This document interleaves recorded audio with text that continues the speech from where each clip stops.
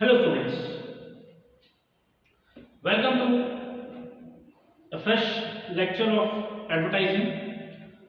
Advertising management की अगर मैं बात करता हूँ, there are few things जो कि already हम हमारे previous lecture videos में discuss कर चुके हैं और आज के इस lecture video में जो specific topic हम cover करेंगे वो है types of advertising या इसको मैं classification या categorization भी कह सकता हूँ. Classification of advertising, categorisation of advertising या सिंपली अगर मैं बोलूं कितने टाइप के एडवर्टीजमेंट्स हो सकते हैं, हम एडवर्टीजमेंट्स को या एडवर्टाइजिंग को कैसे बाइफरकेट कर सकते हैं, कितने डिफरेंट फॉर्म्स में एडवर्टाइजिंग एग्जिस्ट कर सकती है ना. अगर मैं इन कुछ सवालों के ऊपर थोड़ा सा स्ट्रेस करूं और मैं अगर इनके आंसर सर्च करने जाऊं तो कहीं ना कहीं ये जो मैंने यहाँ पर कुछ पॉइंट्स कवर किए हैं ये हमें उसके आंसर के तौर पर देखने को मिलेगा. आप अलग अलग बेसिस पे एडवर्टीजमेंट्स को क्लासिफाई कर सकते हैं. आप उनकी लेबलिंग कुछ स्पेसिफिक हेड्स के अंदर कर सकते हैं और कुछ कॉमन हेड्स जो मैंने यहाँ पर कवर किए हैं वो हम इस लेक्चर वीडियो के अंदर डिस्कस करने जा रहे हैं. सबसे पहले अगर मैं बात करूं लाइक जो भी हमारी एडवर्टीजमेंट या एडवर्टाइजिंग होती है वो एक स्पेसिफिक क्राउड के लिए होती है. हमने ऐसा कहा भी है लाइक जो एडवर्टाइजिंग होती है वो कहीं ना कहीं टारगेट ऑडियंस को ध्यान में रखते हुए डिजाइन की जाती है. एक ऐसी प्रोसेस जिसके थ्रू हम सडन एक मैसेज कन्वे करते हैं किसी एक मीडियम के थ्रू एक टारगेट ऑडियंस को. तो जब मैं एडवर्टाइजिंग की बात करता हूं तो वो एक कम्युनिकेशन है फ्रॉम ए मार्केटर या advertiser to a specific audience. अब ये जो ऑडियंस वर्ड है अगर मैं उसके बेसिस पे यहाँ पर एडवर्टाइजिंग को डिफरेंट टाइप्स में पुट अप करने जाऊं तो there would be 4 different types of advertising based on target audience. पहला है कंज्यूमर मार्केट या कंज्यूमर एडवर्टाइजिंग सॉरी. तो कंज्यूमर देखिए आपने कुछ एक टर्म्स सुनी होगी लाइक जैसे अगर मैं बात करता हूं मार्केटिंग के अंदर तो मार्केटिंग में डिफरेंट टाइप्स ऑफ मार्केटिंग होती है. B2B मार्केटिंग होती है, B2C मार्केटिंग होती है. अब ये तो B2B है या C2C है या अगर मैं C2B की भी बात करूं C2C, ये जो सारी चीजें हैं यहां पर B स्टैंड्स फॉर बिजनेस और C stands for consumer. Business से कंज्यूमर की तरफ. तो अगर मेरा एक टारगेट ऑडियंस कोई स्पेसिफिक कस्टमर है तो उसको जिस तरह से जिस वे में मैं अपने मैसेजेस कन्वे करता हूं और उसको कन्विंस करने की कोशिश करता हूं तो वो जो एक डायलॉग है between the advertiser and the end user वो कंज्यूमर एडवर्टाइजिंग के अंदर चले जाएगा. आप अपने आसपास जितने भी कंज्यूमर गुड्स देखेंगे उनके लिए जो एडवर्टीजमेंट आप देखोगे वहां पर कंज्यूमर ओरिएंटेड होगी. बहुत सारी सर्विसेज की अगर मैं बात करता हूं सर्विस इंडस्ट्री में भी क्योंकि द अल्टीमेट जो बेनिफिशियरी है उसको हम कहीं ना कहीं मैसेज कन्वे करते हैं. तो वहां पर भी जैसे अगर बैंक की मैं बात करूं तो बैंक जो है वो अकाउंट होल्डर्स ठीक है या जो दूसरे अगर मैं कुछ प्रोडक्ट्स की बात करूं जैसे लोन्स की अगर मैं बात करता हूं कुछ फिक्स डिपॉजिट्स की बात करता हूं. These are various types of products जो कि एक बैंक ऑफर करती है. तो अब ये जब अपने कस्टमर को टारगेट करेगी तो वहां पर कंज्यूमर एडवर्टाइजिंग आएगा. Then comes industrial. अब वो जो B2B होता है that means business to business. There are not many products जो कि मेंट होते हैं किसके लिए इंडस्ट्रियल पर्पस से. अब अगर मैं बात करता हूं कुछ मशीनरीज हैं या कुछ रॉ मटेरियल है कुछ सप्लाईज हैं जो कि यूज होती है कहां पर इंडस्ट्रीज के अंदर. लेट्स से गारमेंट इंडस्ट्री के लिए स्विंग मशीन जो सिलाई मशीन है वो कहां पर यूज हो रही है गारमेंट इंडस्ट्री के अंदर. नो डाउट हाउस होल्ड्स में भी यूज होती है बट मेजर जो वो यूज होंगी कहां पर यूज होंगी गारमेंट इंडस्ट्री के अंदर. तो गारमेंट इंडस्ट्री के लिए स्विंग मशीन एक तरह का प्रोडक्ट है. अब ये जब कोई अगर स्विंग मशीन मैन्युफैक्चरिंग कंपनी है वो अगर किसी गारमेंट इंडस्ट्री को अप्रोच करेगी उसके लिए कुछ प्रोस्पेक्टस डिजाइन करेगी किसी तरह के लाइक लिटरेचर अगर वो तैयार करते हैं और उनको वो एड्रेस करेंगे तो वहां पर industrial advertising will come into picture. या फिर कोई और रॉ मटेरियल की अगर हम बात करते हैं जो कि कहीं ना कहीं इंडस्ट्री में कंज्यूम होता है उसको लेकर बात करूं तो मैं industrial advertising, for example automobile sector. अब ऑटोमोबाइल कंपनीज के लिए लेट्स से गियर या शाफ्ट जो बनाती है कंपनी, कोई एक एंसिलरी फर्म है जो कि गियर्स या शाफ्ट बनाती है, अब वो अपने मटेरियल या उसका जो एंड प्रोडक्ट है, वो एंड प्रोडक्ट किसके लिए है? इंडस्ट्रीज के लिए है। अब ये इंडस्ट्रीज वालों को टारगेट करेंगे, मे बी लाइक जैसे अभी हमने बोला कि कुछ ब्रोशर्स के फॉर्म में, कुछ प्रपोजल्स के फॉर्म में आप चीजें उन तक कन्वे कर सकते हैं, या इंडस्ट्रियल एरियाज में जहां पर इस तरह की ऑटोमोबाइल इंडस्ट्रीज सेटअप होती हैं, उसके आसपास कहीं ना कहीं आप आउटडोर लाइक जो मीडिया है उसको भी यूज कर सकते हो। तो जो भी है, इट डिपेंड्स ऑन यू कि आप किसी भी मीडिया को सिलेक्ट करते हुए उस इंडस्ट्री को कैटर कर रहे हैं। तो industrial advertising that is there.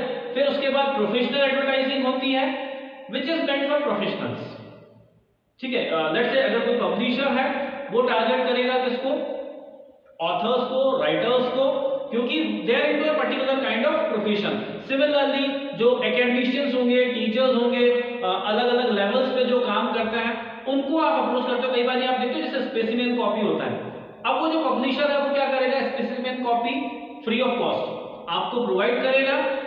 जो भी एकेडमिशियन है, जो टीचर है, वो टीचर उस बुक को देखेगा, रिव्यू करेगा, अगर उसको लगता है कि बच्चों के फायदे की है, दे विल रिकमेंड इट, वो सजेस्ट करेंगे और वहां से उसको बिजनेस मिलेगा।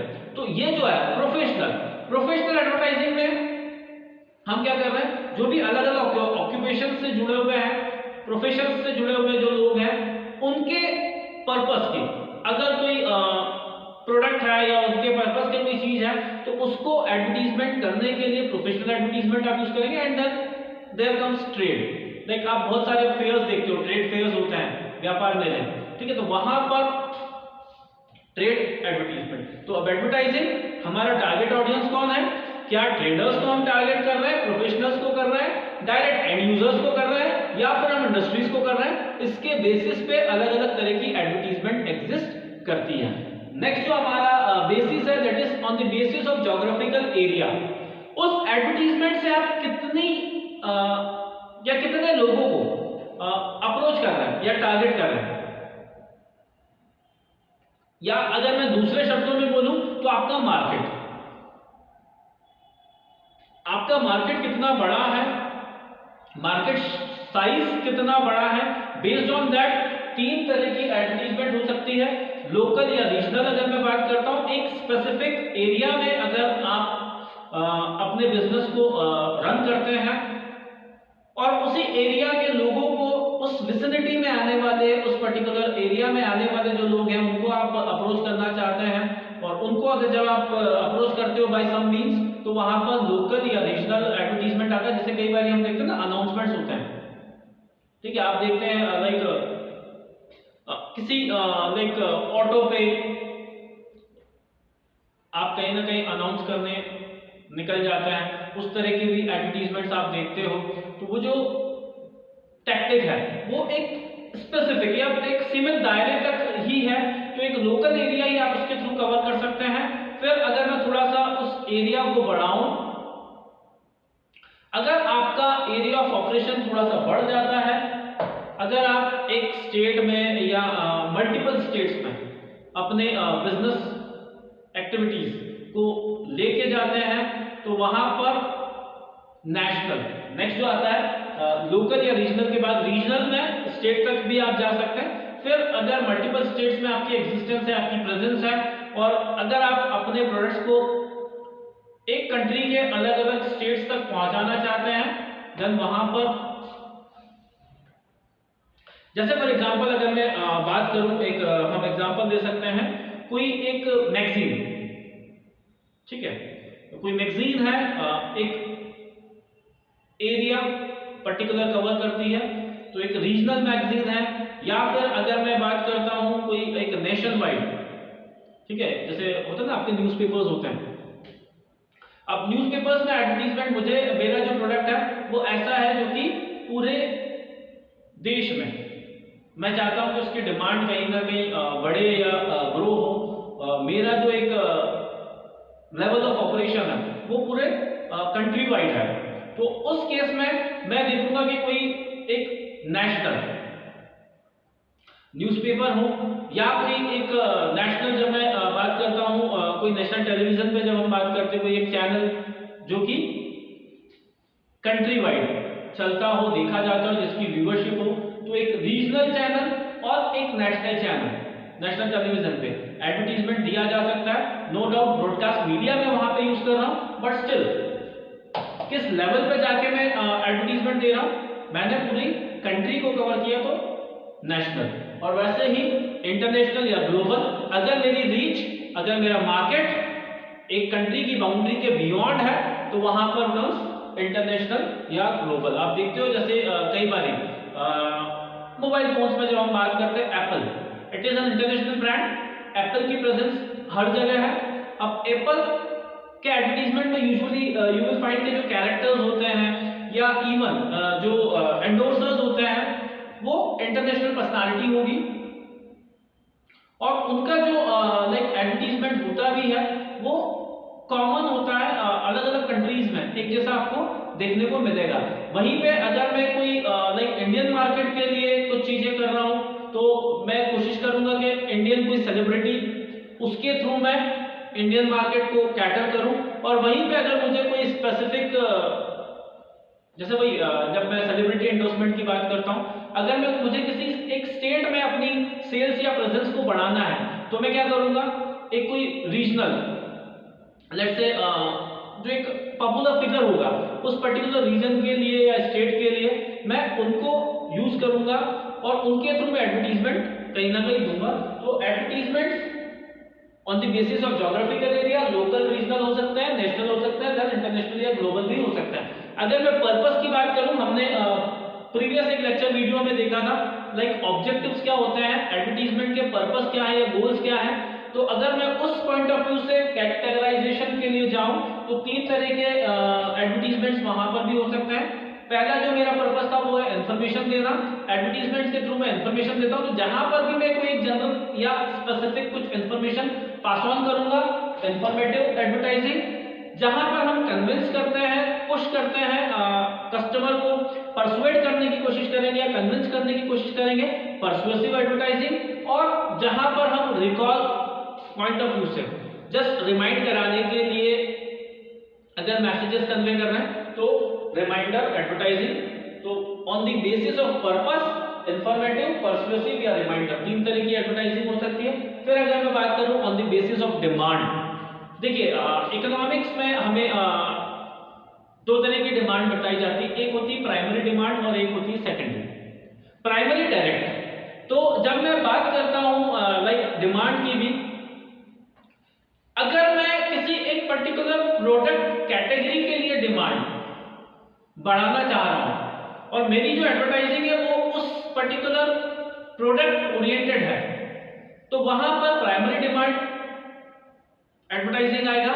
ऑन दी अदर हैंड अगर मैं कोई स्पेसिफिक ब्रांड की तरफ चले जाता हूं तो वहां पर एडवर्टाइजिंग उस तरह से हो जाती है। आप देखो बहुत सारे जेनरिक गुड्स होते हैं या जेनरिक डिमांड होती है, प्राइमरी जो डिमांड है उसको हम जेनरिक डिमांड भी कह सकते हैं। अब लेट्स से मुझे कहीं ना कहीं एक अवेयरनेस लोगों के अंदर लेके आनी है टुवर्ड्स सोया प्रोडक्ट्स।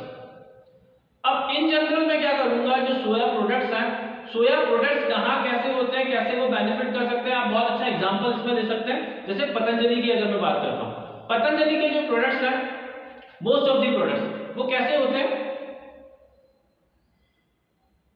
यस जब पतंजलि की हम बात करते हैं नेचुरल प्रोडक्ट्स, बहुत सारे प्रोडक्ट्स उसके नेचुरल प्रोडक्ट्स के रूप में वो लोग ब्रांडिंग करते हैं। अब कहीं ना कहीं जो नेचुरल चीजें हैं हमने क्या किया है, उसकी तरफ लोगों को पहले पुश किया, ठीक है, या उसकी तरफ लोगों का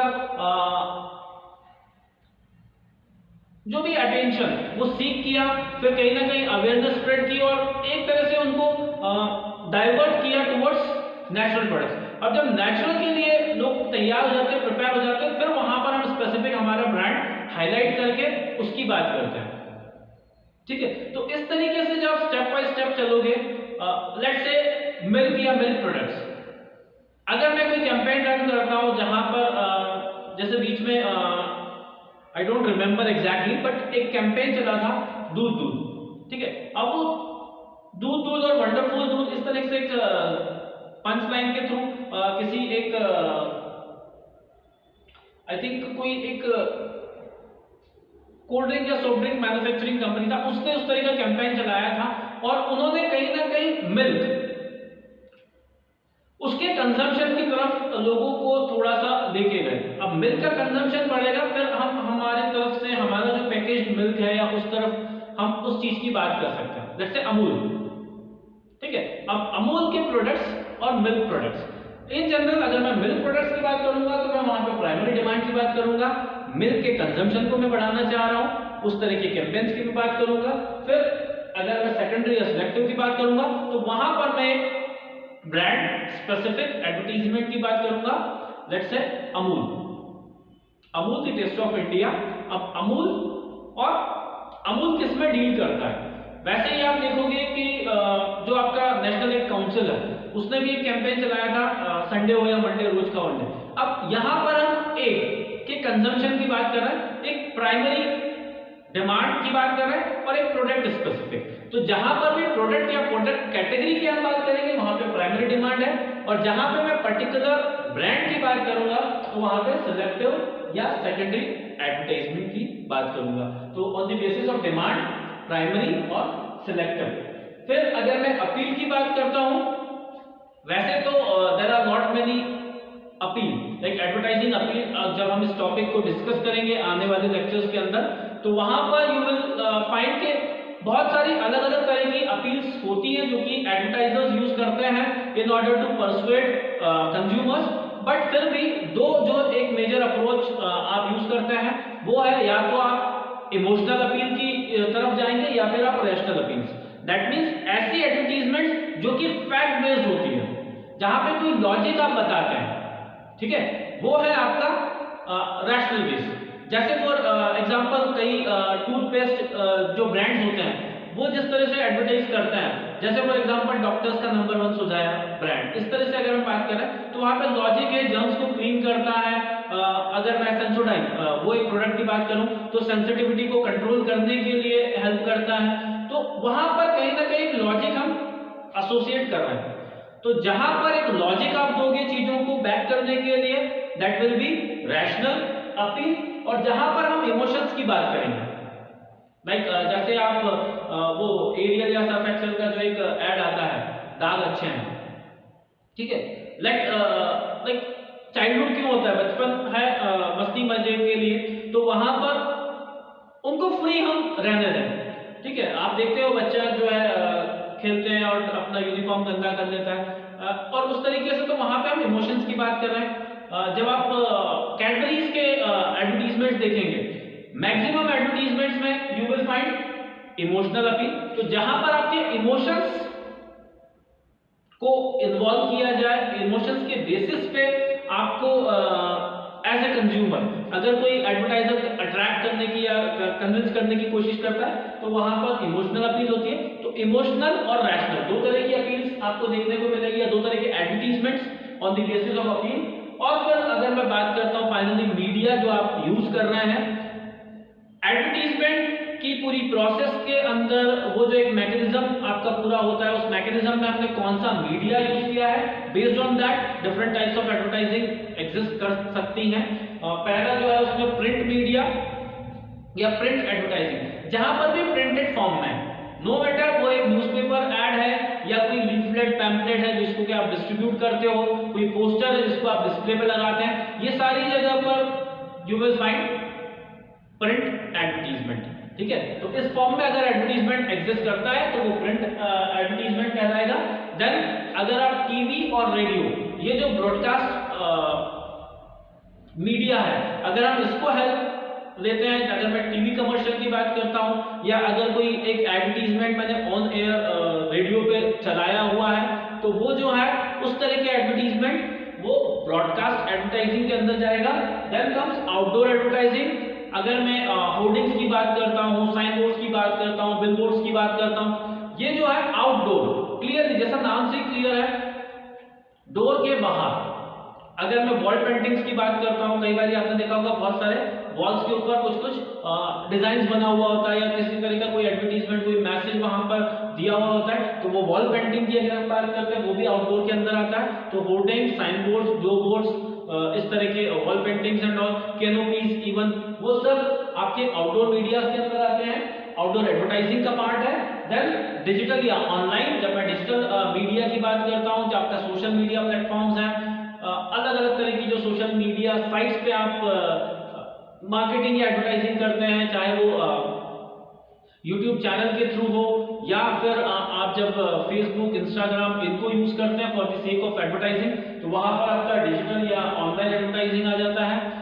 जब मैं ईमेल्स की बात करता हूं, बल्क ईमेल्स या एसएमएस, तो उसके थ्रू जब आप कहीं ना कहीं एडवर्टाइजिंग करते हैं तो वो भी डिजिटल या ऑनलाइन में कंसीडर किया जा सकता है। लास्ट फाइनली मोबाइल के थ्रू, अभी जो मैं एसएमएस की बात करता हूं, बल्क एसएमएस, वो मोबाइल के थ्रू हो सकते हैं। देन जो सोशल मीडिया है वो भी आप मोबाइल के थ्रू करते हैं। तो कहीं ना कहीं सोशल मीडिया और मोबाइल ये आप थोड़ा सा इंटरचेंजेबली भी यूज कर सकते हैं। So these are different types of media जो कि इन्वॉल्व होता है एडवर्टाइजिंग के अंदर, और उसके बेसिस पे डिफरेंट फॉर्म्स ऑफ या different types of advertising exist करती है। So this is it. ये एक शॉर्ट में या ब्रीफ में आपने देखा कितने कितने तरह की एडवर्टाइजिंग एग्जिस्ट कर सकती है। इन सब के अपने कुछ प्रोज एंड कॉन्स होते हैं, किस टाइप को हम कब कहां कैसे यूज करेंगे उसका अपना एक क्राइटेरिया या स्ट्रेटेजी होती है।